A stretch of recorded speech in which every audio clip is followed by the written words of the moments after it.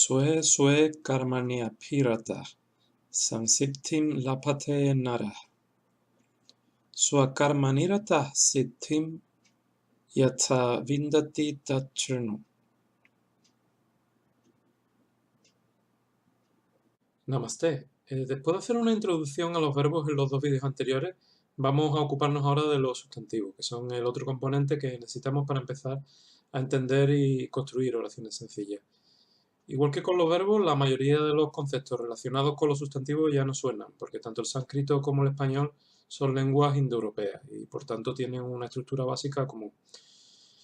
Entonces, en lugar de definir con detalle qué son los sustantivos, simplemente podemos quedarnos con la idea intuitiva que tenemos en español. Es decir, son palabras que designan a personas o cosas, ya sean cosas concretas o cosas abstractas. Como ya comentamos anteriormente, mientras que las distintas formas del verbo expresan una información parecida en español y en sánscrito, en el sustantivo hay una diferencia esencial, que es que en sánscrito, como también en griego, en latín, incluso en algunas lenguas modernas, el sustantivo se modifica dependiendo de su función en la frase, mientras que en español esto se suele indicar por otros métodos, como es el orden de la oración y sobre todo mediante preposiciones.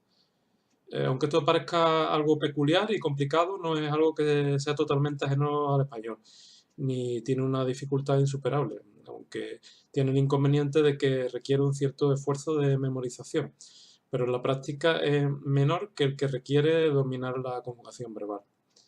Hay que decir también que, aparte de los sustantivos, hay otros tipos de palabras que se comportan prácticamente igual que ellos, como los adjetivos, pronombres y algunas formas no conjugadas del verbo. Casi todo lo que vamos a decir del sustantivo a continuación se aplica a ellas también. Bueno, pues comencemos a ver cuáles son las características que tienen los sustantivos. Los sustantivos en sánscrito, como hemos comentado, tienen una diferencia importante respecto a los sustantivos en español. En español las características que asignamos a un sustantivo son el género y el número. Como dijimos, estas características o estas propiedades se llaman categorías y son en principio independientes unas de otras. Una palabra puede variar en cada una de esas categorías por separado y en español pues tenemos que hay sustantivos que tienen género masculino y el número singular, número plural, etc. Pues en sánscrito, aparte de este género y este número, tenemos otro elemento que es el que hemos comentado, que es el que indica la función de ese sustantivo en la frase, que es el caso.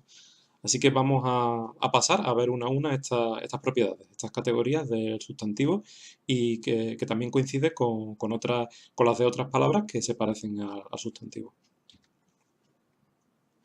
En primer lugar tenemos el género. El género es una categoría que quizá intuitivamente podemos tener una idea un poco errónea de a qué se refiere. Nosotros inmediatamente asociamos el género con el sexo, pero el género gramatical, por lo menos en lenguas indoeuropeas, especialmente en lenguas indoeuropeas antiguas, no tiene por qué coincidir con el sexo de aquello a lo que se refiere, del significante al que se refiere el sustantivo.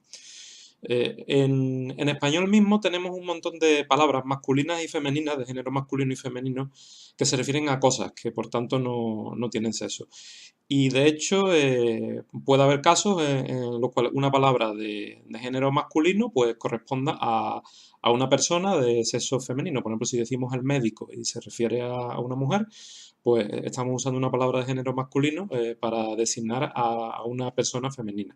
Entonces, el género es algo un poco más abstracto que simplemente una descripción del sexo de la persona, porque entre otras cosas, en español, como solo disponemos de masculino y femenino, pues no, las cosas por fuerza tenemos que asignarlas a uno de los dos géneros y por tanto pues tenemos por ejemplo cosas como una mesa que decimos que es femenina porque gramaticalmente su género es femenino, probablemente simplemente porque coincide que su terminación es en A y por tanto lo asignamos junto con otras palabras. Realmente sí corresponden con seres de sexo femenino que terminan en A y esa es la única razón por la cual mesa es femenino. En general no existe una correspondencia unívoca entre el género y el sexo, por eso digo que es algo quizá un poco diferente de lo que podemos pensar intuitivamente. Y en sánscrito, pues, tenemos prácticamente la misma situación, con la única diferencia de que además disponemos de un género neutro. Digamos que en un mundo ideal podríamos imaginarnos que el sánscrito utiliza las palabras de género masculino, los sustantivos de género masculino, para referirse o bien a personas masculinas o a seres de sexo masculino, el femenino para personas femeninas, o bien seres de sexo femenino, y las cosas que no tengan sexo pues podrían ser de género neutro, pero esto es una visión ideal que no se corresponde con la realidad. De hecho, hay muchas cosas, igual que pasa en español, que son de género masculino y de género femenino. Y hay incluso cosas o personas masculinas o bien incluso puede ser que haya animales, machos, etcétera, que sean de género neutro. Y en fin, se pueden dar diferentes combinaciones que nos demuestran que no existe una correspondencia en sánscrito tampoco, entre el género y el sexo. Por tanto, esto es otra cuestión que depende de la memorización, igual que cuando una persona que no sepa español lo está estudiando, pues al principio se confundirá con el género gramatical de algunas palabras que no tengan, que no sean obvias en cuanto a género, pues igual no nos pasará con sánscrito, con el sánscrito, que habrá, igual que ocurre en español, habrá muchísimas o quizá la mayoría de palabras que se refieren a personas masculinas o a seres de sexo masculino, pues estarán en masculino. Pero no tiene por qué ser forzosamente así. Pueden haber casos ya digo, de cosas que sean de género masculino, quizá cualquier otra combinación posible. Habrá personas que se describan con un género neutro. No, lo único que podemos decir es que si estamos refiriéndonos a personas o seres de sexo masculino, pues quizás existe una mayor probabilidad de que el género sea masculino, y lo mismo con el género femenino, pero no podemos decir mucho más. Esto es algo que tendremos que aprender cuando estudiamos el sustantivo, e igual que pasa en español, pues la terminación del sustantivo nos dará una indicación también, en muchos casos bastante certera, de cuál es el género al que corresponde ese sustantivo y otras palabras que se comportan como los sustantivos en este aspecto. Otra categoría de la que podemos hablar, que coincide que existe también en español, es el número, del cual estuvimos hablando también en el caso del verbo. Es una categoría, de hecho, que es compartida entre el verbo y el sustantivo. Tanto los sustantivos como los verbos disponen de números, y el número lo que designa es algo bastante obvio, es la cantidad de unidades a las que se refiere el sustantivo. En español simplemente hacemos una distinción entre singular y plural, y como vimos en el caso del verbo, pues en sánscrito existe una posibilidad más, que es que el sustantivo esté en dual, o sea, que se refiera exactamente a dos personas. Y en el caso de que el sustantivo esté en plural, se referirá siempre a tres o más personas. Y, pues, bueno, y por supuesto el singular, que se refiere a una sola persona. Esto es muy parecido a lo que explicamos con el verbo. Es una diferencia muy clara conceptualmente. Lo único que supone que tendremos que aprender más formas de las que tendríamos que estudiar si solamente hubiera singular y plural. Bueno, y por último tenemos la categoría del caso. El caso de un sustantivo, de palabras que se parezcan al sustantivo, es el que indica lo que comentamos antes, la función de la palabra en esa frase. En español tenemos quizá algo similar, que es lo que ocurre tenemos un pequeño resto de lo que era el caso en latín. En los pronombres todavía se conserva algo parecido. Lo vemos aquí en estas dos frases que he puesto de ejemplo, que si yo digo yo le hablo y quiero cambiar, que en vez de ser yo el que hable, es otra persona la que me habla a mí, pues entonces tenemos que cambiar el pronombre. No basta con cambiar el orden en la frase o alguna otra posibilidad o preposiciones, sino que estamos viendo que el pronombre que estamos usando es totalmente distinto. Bueno, esto es un, ya digo, es un resto que queda en el español de la categoría del caso en latín. En latín los sustantivos se declinaban, la flexión del caso se denomina declinación. Cuando una palabra se le cambia, con un sustantivo u otra palabra parecida, se le cambia el caso, pues se dice que se está declinando. Y en este ejemplo, pues vemos que los pronombres pues tienen una pequeña declinación, o por lo menos algunos de ellos, y que cuando cambia la función de este pronombre en una frase, por ejemplo, la primera es un sujeto y en la segunda es un complemento, pues vemos que cambia totalmente la palabra, la forma de la palabra. En sánscrito, pues disponemos de 8 casos que indican 8 funciones o 8 conjuntos de funciones, para ser más exactos, en una frase.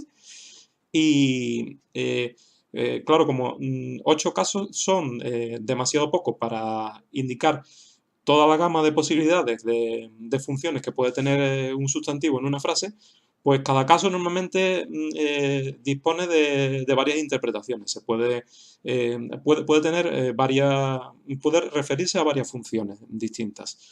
En un principio pueden estar conceptualmente relacionadas, pero hay veces que no, simplemente que se han agrupado varias funciones distintas en un solo caso.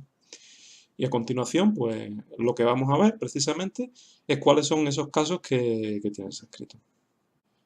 Bueno, pues el primer caso es el nominativo. El nominativo, su función es indicar cuál es el sujeto de una oración y las palabras que concuerdan con el sujeto de esa oración. Vemos aquí un ejemplo que es Nara Palam Parati, significa el hombre lleva una fruta o un hombre lleva la fruta, etcétera. Los artículos normalmente no están indicados en sánscrito, así que para traducir al español pues tenemos que deducir por el contexto cuáles serían los artículos que aplicaríamos. Entonces, en esta frase, la palabra nara está en nominativo porque es el sujeto de la oración. Es el hombre el que realiza una acción y por tanto es el sujeto. Y, como es una oración activa, pues el sujeto es el que realiza esa acción. Tenemos aquí otros ejemplos que no están en sánscrito para ver otras posibilidades, que por ejemplo sería esa mujer es María. En este caso está indicado en azul las palabras que irían en nominativo si las tradujéramos al sánscrito. ¿Por qué? Porque el verbo ser lo que hace es relacionar dos elementos que además concuerdan entre sí. Entonces concuerdan en género, que es femenino en este caso, en número, que es singular, y en sánscrito también tendrían que concordar en caso. Esa mujer es el sujeto y por tanto María también debería ir en nominativo. Estaría concordando con el sujeto de esta frase. Y otro ejemplo que tenemos es el perro fue alimentado por su dueño. En este caso, el perro es el sujeto, aunque no es el que realiza la acción. Esto se debe a que esta frase está en pasiva, está en voz pasiva y por tanto en una oración que está en voz pasiva, el sujeto es el que sufre la acción que describe el verbo. Entonces, en todos estos casos, todos estos elementos que están en azul son los que irían en nominativo en sánscrito.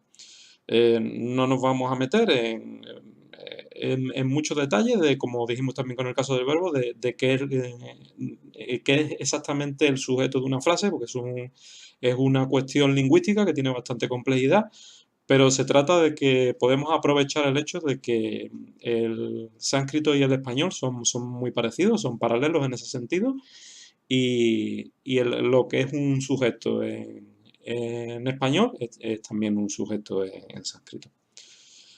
Y bueno, ya dijimos que los casos podían tener varias funciones. Otra función, aunque esta no es muy importante, vamos a decir simplemente de pasada, es que las palabras que no forman una oración también normalmente se ponen en nominativo. Es decir, cosas que no estén dentro, o sea, palabras que no estén dentro de una sintaxis de una oración. Por ejemplo, si yo hago una lista de cosas, por ejemplo, si yo hiciera una lista de la compra en sánscrito, cosa que evidentemente no será la utilización más común que hagamos del sánscrito, pues, por ejemplo, esa lista de palabras iría en nominativo. Digamos que en este caso se usa para convertir esos sustantivos en palabras que están fuera de una frase, que no tienen una estructura sintáctica dentro de una frase. El siguiente caso es el vocativo. Al contrario que el resto de los casos, el vocativo no se suele incluir entre los casos en las gramáticas indias del sánscrito. Quiero decir, no va en la lista de casos que se suele dar en las gramáticas indias. En las gramáticas indias el nominativo es el caso número uno. No tienen los nombres que nosotros les damos en Occidente. En Occidente nos basamos en la tradición de las lenguas clásicas, del griego y el latín, y usamos algunos de los nombres de los casos vienen de ahí. Pero en la gramática sánscrita, en las gramáticas indias del sánscrito, pues simplemente el caso nominativo es el caso número uno, etcétera. Bueno, pues el caso vocativo, que sería por el orden que estamos viendo, sería el caso número 2, no se considera el caso número 2. Se trata aparte porque, entre otras cosas, suele ser idéntico al nominativo. Y bueno, este caso vocativo se suele usar exclusivamente para dirigirse o para llamar a alguien. Entonces es algo que conceptualmente es muy sencillo. Por ejemplo, el ejemplo que tenemos aquí es Nara Kahasi, que significaría hombre, ¿quién eres? O sea, cuando nos estamos dirigiendo a esa persona, estamos llamando su atención y le estamos preguntando quién eres. Pues esto es el uso del vocativo, que ya digo, muy sencillo y que en muchos casos, no precisamente en esta palabra de ejemplo que hemos puesto, en Nara, que en nominativo era Nara, pues en este caso en Nara solamente, suele ser idéntica a la forma de nominativo.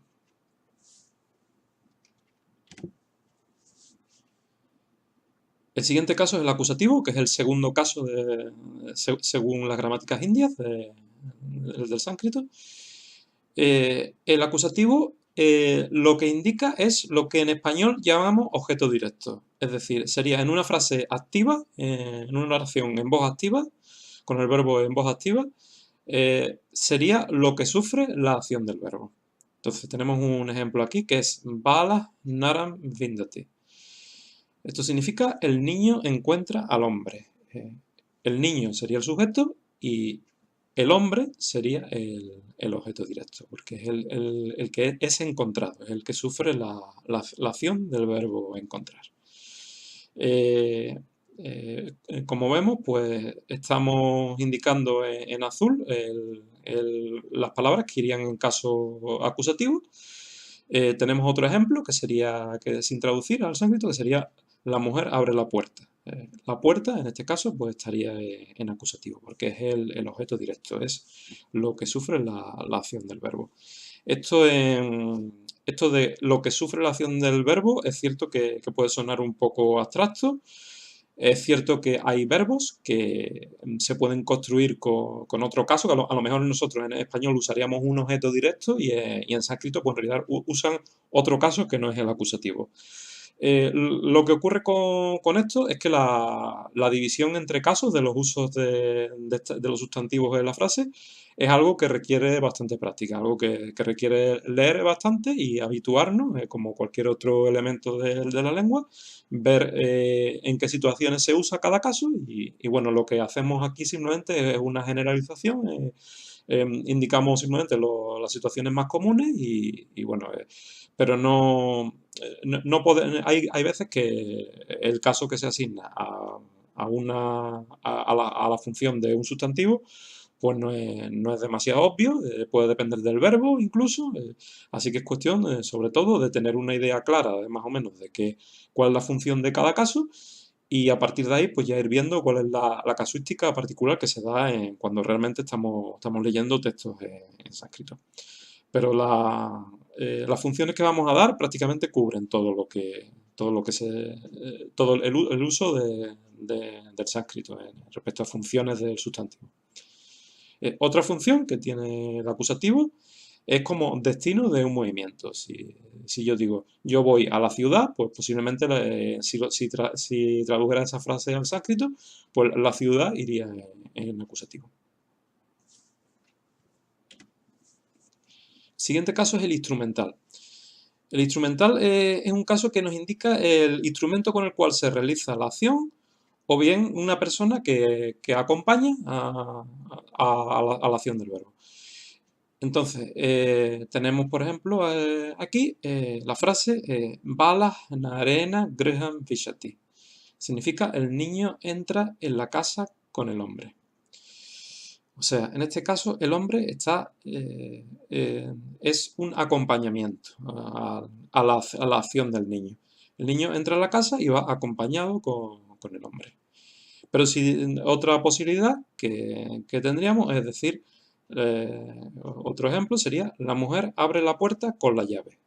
Esa llave es un instrumento que usamos, pues eso también se declinaría en instrumental, en sánscrito. Otro uso que tiene el instrumental es como agente en oraciones pasivas. ¿Qué es lo que significa eso? El agente en oraciones pasivas, bueno, ya lo veremos más en profundidad cuando tratemos las oraciones pasivas, pero igual que dijimos que en una oración activa el sujeto es el que realiza la acción que indica el verbo, pues en una oración pasiva el sujeto es el que sufre la acción que ejecuta el verbo. Entonces, si en una oración pasiva queremos indicar quién ha hecho la acción, pues entonces en este caso deberemos usar el instrumental. El siguiente caso es el dativo. El dativo indica el objeto, lo que en español se llama objeto indirecto. ¿Quién está afectado indirectamente por la acción realizada? En muchos casos se utiliza la preposición a o para en español para indicar el objeto indirecto. Este caso, esta función también es un poco abstracta y en muchos casos depende de que exista previamente un objeto directo para que exista un objeto indirecto. Entonces, este es otro de las situaciones que quizá lo mejor es ver su uso en la práctica porque puede variar dependiendo del verbo, tiene una cierta variación dependiendo del verbo. Y, por ejemplo, la frase que tenemos aquí es Bala Naraya Palam Parati. Esto significa el niño lleva una fruta para el hombre. Aquí estamos viendo un ejemplo en el cual la fruta es el objeto directo y el hombre es el objeto indirecto. Y en español usamos la preposición para indicar que la fruta es lo que sufre la acción de ser llevada por el niño y que quien se beneficia o a quien finalmente va destinada esa fruta es el hombre. Entonces, tenemos la palabra hombre, como se puede ver, estamos usando siempre la misma palabra, cambiando el caso solamente, y en estas diferentes frases que estamos poniendo de ejemplo, y vemos que la palabra naraya indica un hombre, pero un hombre como objeto indirecto, como persona hacia la cual va dirigida la fruta que lleva el niño.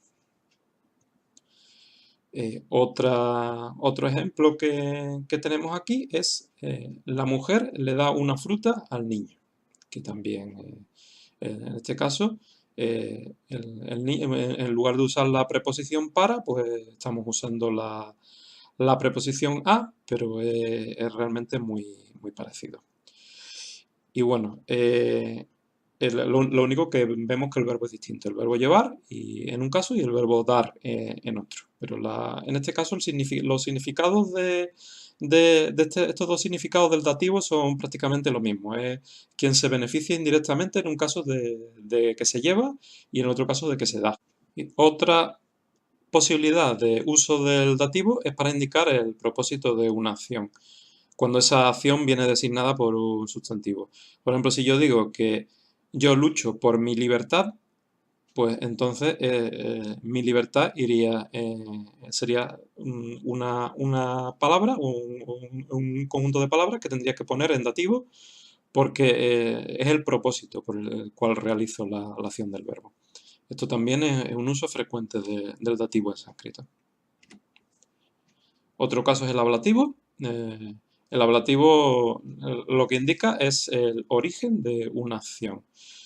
¿De dónde procede? ¿Desde cuándo se está realizando? ¿De quién procede? ¿Por qué motivo se hace? O sea, el origen de dónde viene esa acción. Algunas de las preposiciones que podríamos usar en español en frases equivalentes o en usos equivalentes del ablativo sería de, desde y por. Vemos aquí un ejemplo en el que decimos Narat palam parami, que significa llevo una fruta del hombre. O más concretamente, llevo una fruta que procede del hombre. Se sobreentiende que con esta palabra hombre en ablativo, decimos que la fruta procede de él. El hecho de llevar, lo que estamos llevando procede del hombre. Esto es una frase que la verdad es un poco forzada. Estoy tratando de usar siempre la misma palabra, la palabra nara, para que se vea cómo esa palabra va cambiando, cómo se va modificando dependiendo del caso en el que está. Siempre lo estamos viendo en singular. Y bueno, la verdad es que hay frases que son un poco forzadas y que posiblemente no... por ejemplo, esta en español la verdad es que quizá no tiene mucho... no suena muy natural. Pero en sánscrito lo que está indicando es que el hecho de llevar esa fruta procede de ese hombre, que ese hombre nos ha dado la fruta. En otros casos, pues quizá más naturales, pues podríamos decir que vengo andando desde el bosque, en ese caso el bosque y sería una palabra que estaría en ablativo porque es de donde procede. Otra opción, por ejemplo, un ejemplo que tenemos aquí es la mujer ríe de alegría, o sea, el motivo de que esté riendo es la alegría. Eso, digamos que la alegría se considera que es de donde procede la acción de reír, por tanto también va en ablativo. Como vemos, tiene bastantes usos que a nosotros quizás nos puedan parecer que no son idénticos entre sí, sino que tienen son una procedencia a veces en sentido figurado, como el hecho de un motivo. El motivo se podría considerar que es un tipo de procedencia en sentido figurado. Pero bueno, viendo más o menos cuáles son las preposiciones que se usarían en español, desde, por, pues nos podemos hacer una idea de cuáles son los casos en los que podríamos usar el ablativo, especialmente si estamos hablando de un origen espacial o temporal o de un motivo. Y bueno, por supuesto, las preposiciones que pongo aquí de ejemplo también puede ser que se solapen con las de otros casos diferentes. No quiere decir que cada vez que aparezca la preposición de o desde, pues evidentemente que eso vaya a ser siempre un ablativo. Quiere decir, no porque en español una frase contuviera la preposición de o desde delante de un sustantivo, pues tendríamos que poner ese sustantivo en ablativo, porque como estamos viendo, también hay otras posibilidades, hay otros casos que también se podrían traducir por de o quizá incluso desde en español. Pero especialmente de es una preposición en español que tiene muchísimos usos, entonces no podemos fiarnos. Esto es simplemente una indicación general de cuáles serían las preposiciones equivalentes en español para estas funciones, para este caso ablativo, en este caso. Otra posibilidad que tiene de uso que tiene el ablativo es como término de una comparación. Pero bueno, eso ya cuando expliquemos los comparativos pues ya lo veremos con más detalle. Pero también tiene su lógica porque si estamos comparando pues digamos que es como si dijéramos que existe un origen respecto a lo que nosotros estamos comparando. Hay dos cosas distintas y uno sería el origen y otro el término. Pues eso es lo que viene a designar el ablativo en las comparaciones, pero ya lo veremos. Un caso que puede resultar un poco abstracto, pero que en su uso práctico pues muy parecido al uso que se da en español, el genitivo. En español llamamos complemento del nombre simplemente en muchas ocasiones a una relación que se da entre dos sustantivos que normalmente van unidos por la palabra de. Entonces, normalmente eso puede indicar una posesión, pero incluso puede haber unas relaciones mucho más vagas entre esos sustantivos. Entonces, esta es la función del genitivo en sánscrito.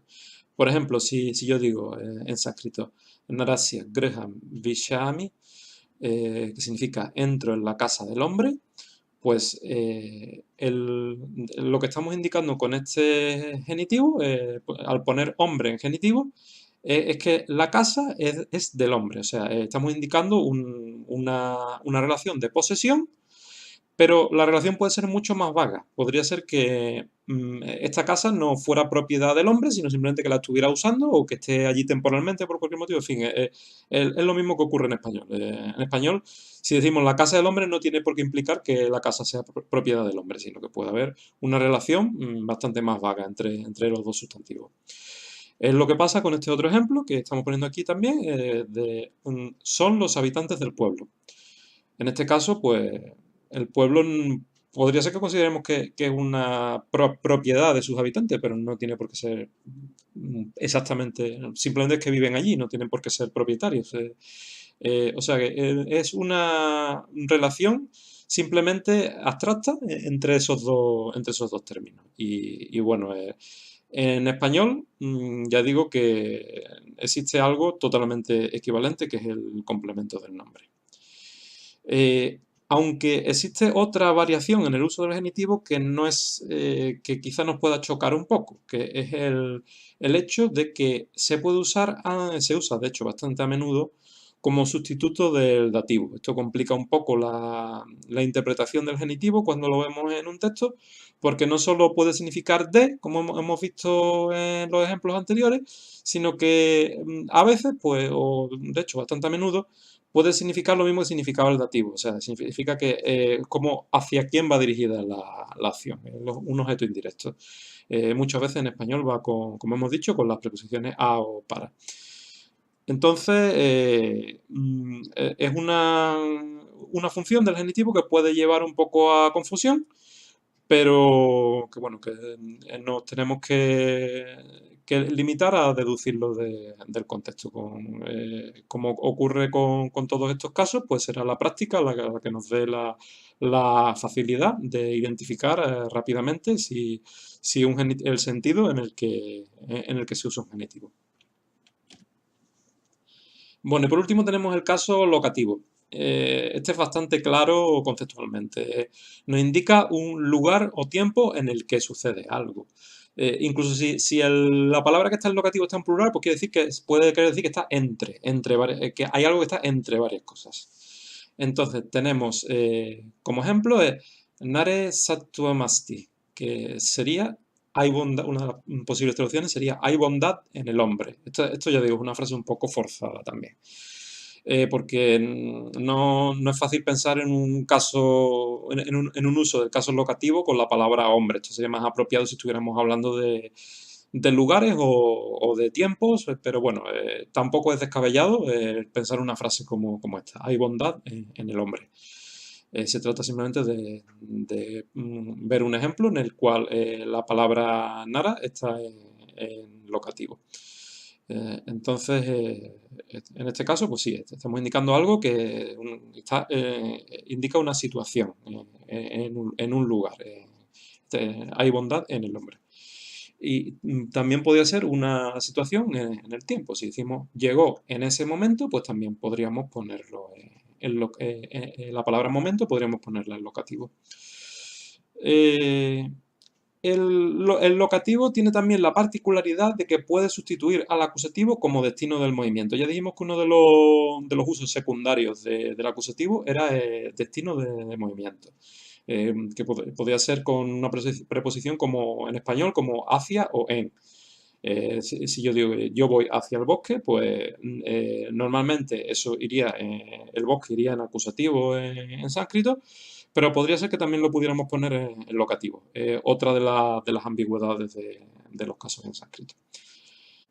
Y este es el último caso, el locativo, que sería el caso número 7 según las gramáticas indias del sánscrito, ya que aunque son 8 casos, pero ya dijimos que el vocativo no se contaba. Y con esto podemos poner fin a este vídeo. En este vídeo hemos cubierto las bases teóricas del sustantivo y en un vídeo posterior ya veremos cómo esto se aplica en la práctica cuando queremos declinar un sustantivo concreto. Gracias y hasta el próximo vídeo.